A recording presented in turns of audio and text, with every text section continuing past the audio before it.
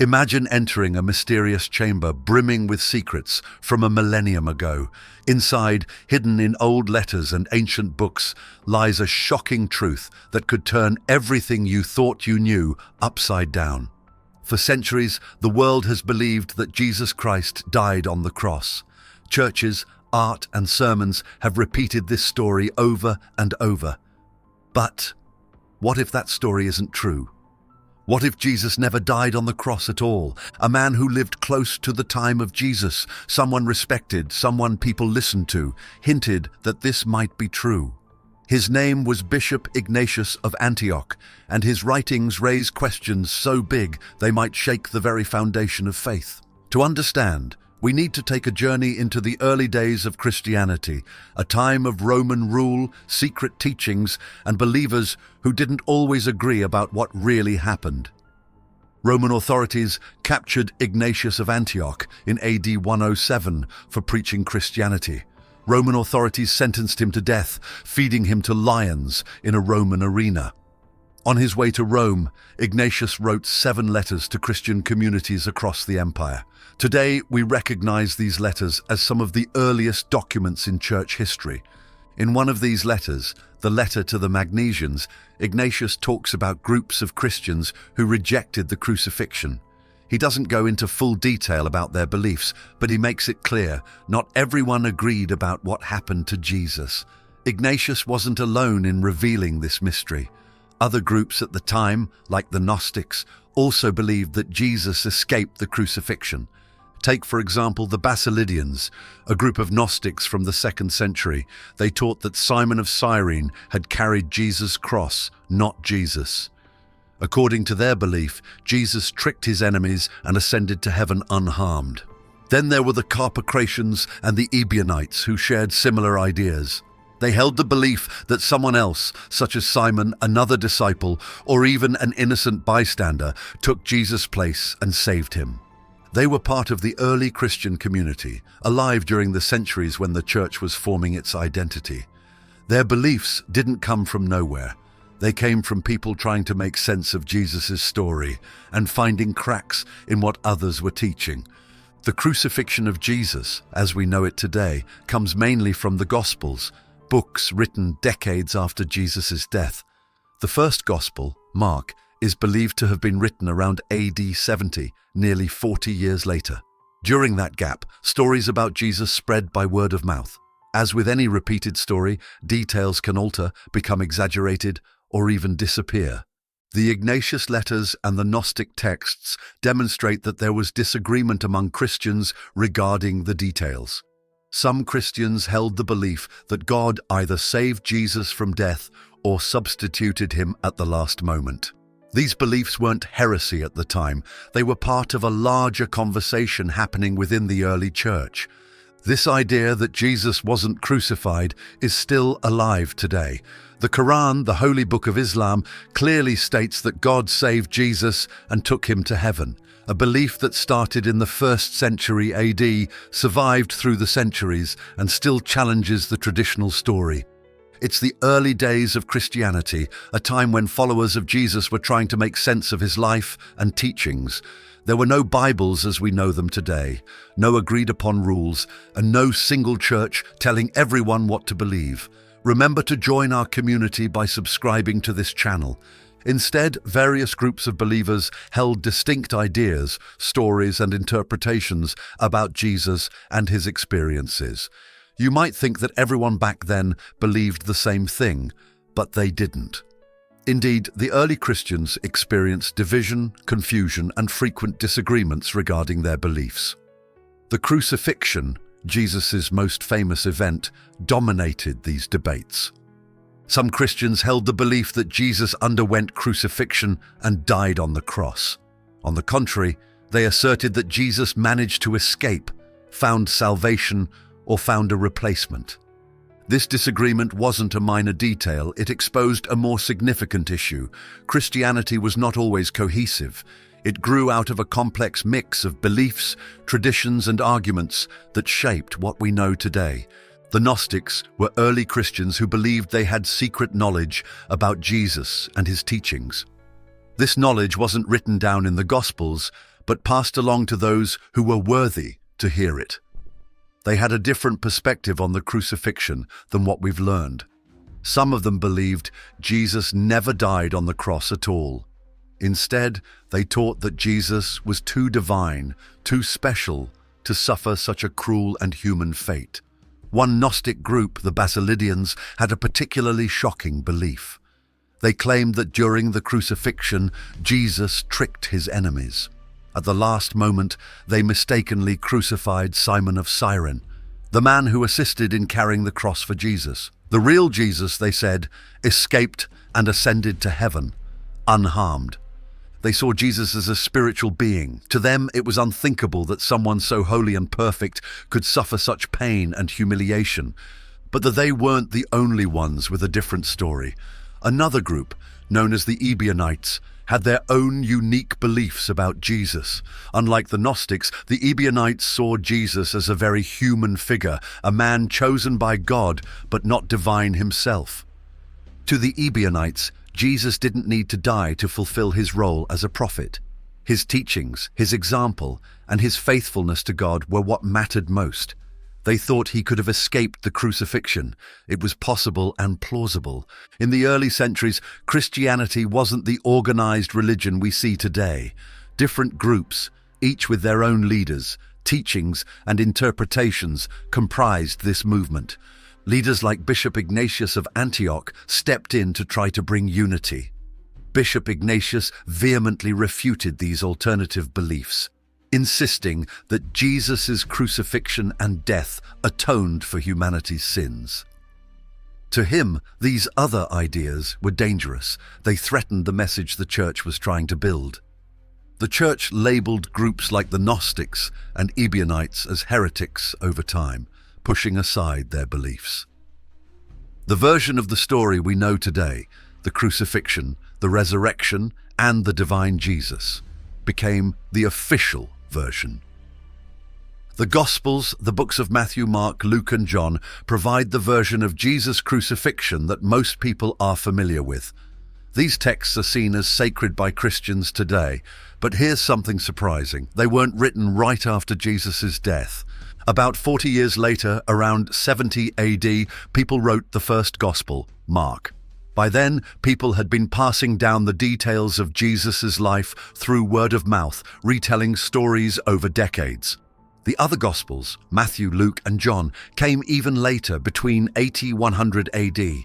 Each one tells the story of Jesus, but there are differences in the details.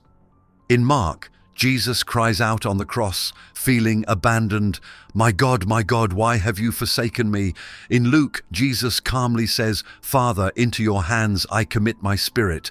These differences remind us that the Gospels, while deeply meaningful, were written by people with their own perspectives, beliefs, and agendas. They were recording a story they believed to be true, but their versions weren't the only ones. For example, the Gospel of Judas paints Judas, yes, the man who betrayed Jesus, as a hero. It says Jesus asked Judas to hand him over so that he could escape the physical world and fulfill his spiritual destiny. While much of this reputation stems from conspiracy theories, the archives also serve as a vault of priceless historical documents that have shaped the course of human history. These documents offer an extraordinary glimpse into monumental events, revealing the inner workings of the Catholic Church during some of history's most pivotal moments. From the trial of Galileo Galilei to the excommunication of Martin Luther, the records held within these archives tell stories of conflict, transformation, and power struggles that altered the trajectory of civilizations. One of the most famous historical processes documented in the Apostolic Archives is the trial of Galileo Galilei in 1633. Often regarded as the pioneer of modern science, Galileo was a revolutionary thinker who challenged the Church's geocentric view of the universe with his heliocentric model. Galileo's assertion that the Earth revolved around the Sun challenged centuries of doctrine, which had interpreted Scripture as evidence of an Earth-centered cosmos. The Vatican's archives contain detailed records of this trial, including Galileo's defense and the ultimate verdict. In these documents, we see a complex interplay of faith, science, and politics. The Church, deeply entrenched in its authority, viewed Galileo's findings as not only heretical, but also a threat to its influence over intellectual and spiritual matters. Another defining historical event documented in the Vatican's archives is the excommunication of Martin Luther, a German theologian whose actions ignited the Protestant Reformation. In 1517, Luther famously nailed his 95 Theses to the door of the Wittenberg Castle Church, criticizing the Catholic Church's practice of selling indulgences and calling for a return to biblical principles. What began as a theological debate quickly escalated into a full-blown rebellion. Luther's ideas spread like wildfire, challenging the Church's authority and sparking one of the greatest schisms in Christian history. In 1521, Pope Leo VI issued a papal bull, Decet Romanum Pontificem, formally excommunicating Luther. The archives contain the original documents tied to this momentous event, including letters exchanged between church officials, decrees condemning Luther's teachings, and accounts of the political and social upheaval that followed. The excommunication of Luther marked a turning point in the Church's history. It not only fractured the unity of Western Christianity, but also reshaped Europe's political landscape, leading to wars, reforms, and the eventual rise of Protestant denominations. Through these records, the archives allow us to explore the Church's efforts to maintain control during one of its most turbulent eras, and offer a deeper understanding of the forces that reshaped the religious world.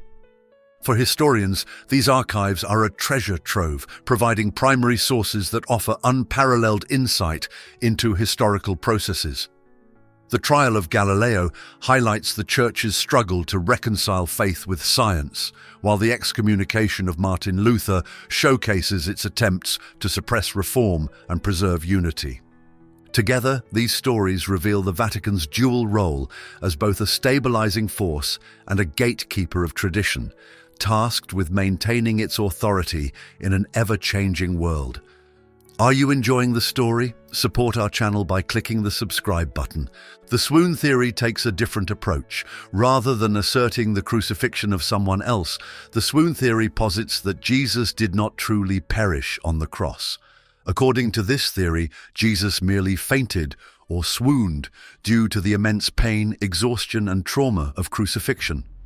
Later, following his placement in the tomb, he recovered, leading to the mistaken belief in his resurrected state.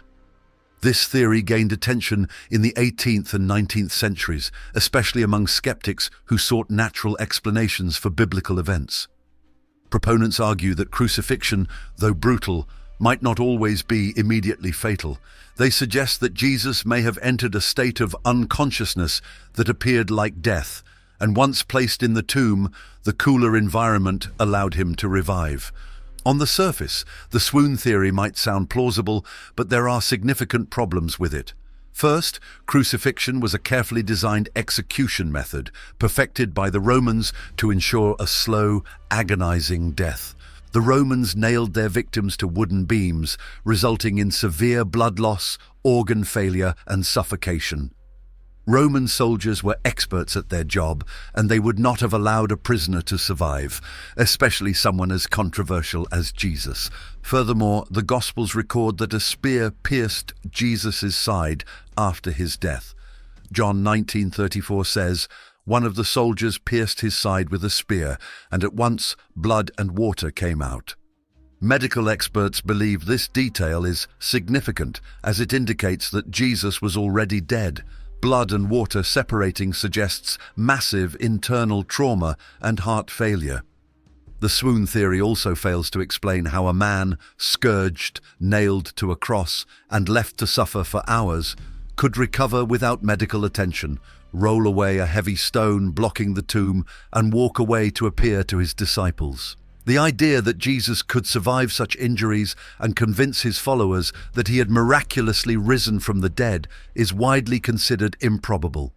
Scholars, both religious and secular, have almost universally rejected the swoon theory due to these flaws. The vast majority agree that the historical evidence supports Jesus' death on the cross as described in the Gospels. The replacement and swoon theories, while controversial, reflect a deep human desire to understand and sometimes challenge established narratives. The crucifixion of Jesus is not just a historical event, it's the cornerstone of Christianity. By questioning it, these theories attempt to reframe a story that has defined faith for billions of people. Not only is the story of Jesus' crucifixion a historical event, but it also serves as a symbol that reaches beyond time, affecting the hearts of billions and influencing the fundamental principles of faith. People have retold, revered, and remembered this moment for centuries, carrying with it a message of sacrifice, redemption, and hope. Yet alongside this accepted narrative, alternative ideas have emerged. Ideas like the replacement theory and the swoon theory, which challenge the story's details while proving one undeniable truth. This event matters. It matters so much that it continues to inspire endless curiosity, debate, and exploration. If you are enjoying this story, consider sending a super thanks. You're supporting us in creating more inspiring stories and uncovering hidden truths. Both theories, whether embraced or dismissed, remind us of something fundamental. The crucifixion is more than a story. It is a symbol of endurance, of overcoming darkness with light. It reflects humanity's deep desire to understand the inexplicable and to find meaning in suffering. Debates have debated the details of this event throughout history, but the heart of the story remains unshaken. Early church leaders like Ignatius of Antioch fought to preserve one unified account, emphasizing Jesus' death and resurrection as the cornerstone of Christian belief. Their efforts gave Christianity its foundation, but the existence of alternative ideas shows that faith is not a rigid structure. It is something deeply personal, shaped by perspective, culture, and time. What makes this story truly timeless is not just its historical significance, but its power to speak to universal truths. It reminds us that through pain, there can be purpose. Through struggle, there can be transformation. And through death, there can be the promise of new life. The theories may challenge the details, but they cannot erase the message at the heart of it all, a message of hope, forgiveness, and resilience that has inspired humanity for over 2,000 years. Thanks for watching. Join our community by subscribing to this channel. Until the next.